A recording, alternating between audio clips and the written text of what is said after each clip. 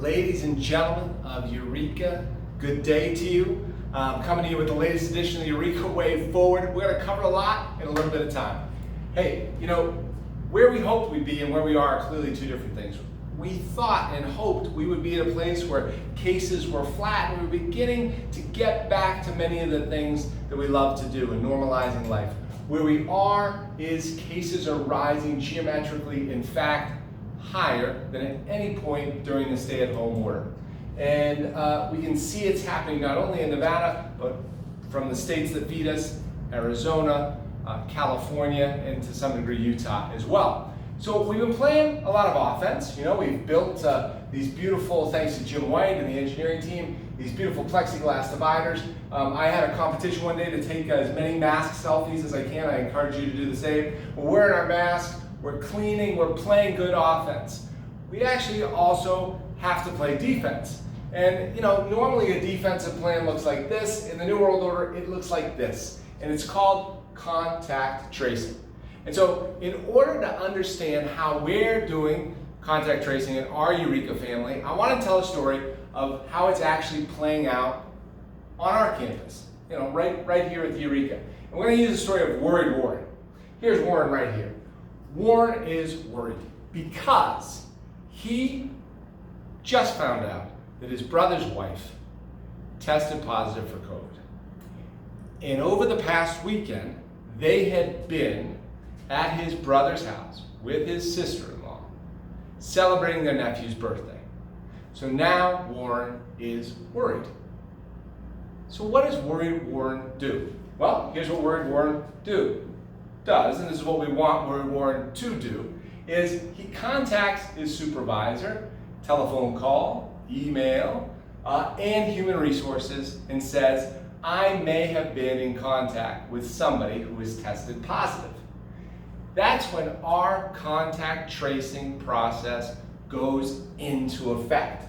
And this team is headed by Marco Aguilar and is backed up by our entire human resource team, and we begin the following process where we're going to interview Warren. Clearly we have all of Warren's schedules, we know who Warren worked with, we now confirm Warren's work associations.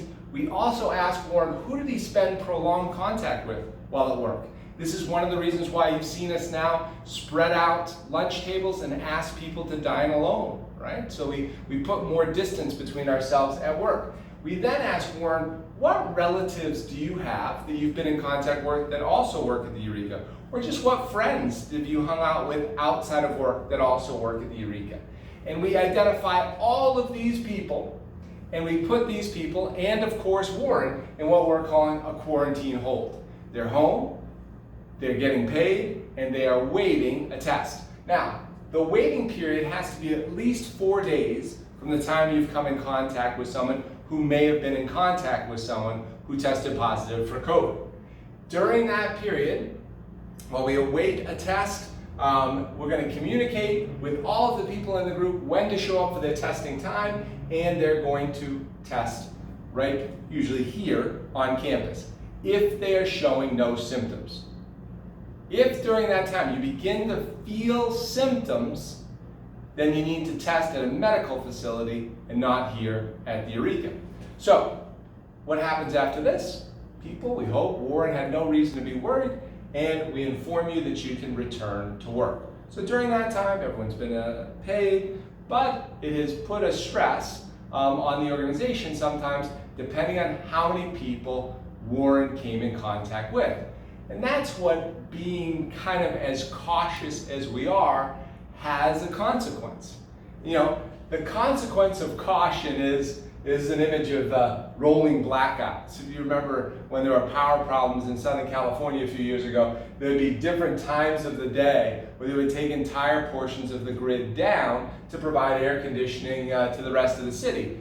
We may experience and have experienced some of that already in our caution to include everybody in the testing process who may have come in contact with somebody who tested positive for COVID.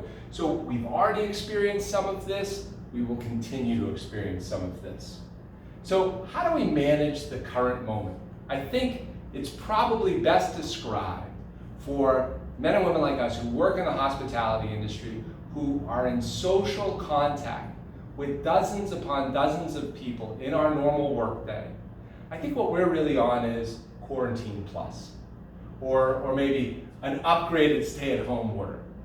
We really need to limit the amount of social contact we have outside of work. It's the safest decision for us. It's the safest decision for the people in our lives, and it's what we can do for our community and our society. Look, I want to be together with my family. I want to be together with friends too. But you know, it just can't look like this right now. This isn't a barbecue in July of 2020. This is a barbecue in July of 2020. You bring your own food, you sit 6 feet apart, and you visit the best you can with your mask on when you're not chewing your food. So why are we doing these things? Perhaps never in human history, in the modern era, have we realized how interconnected we are. Now, you've heard me use this saying a bunch. Sometimes you, sometimes me, always us.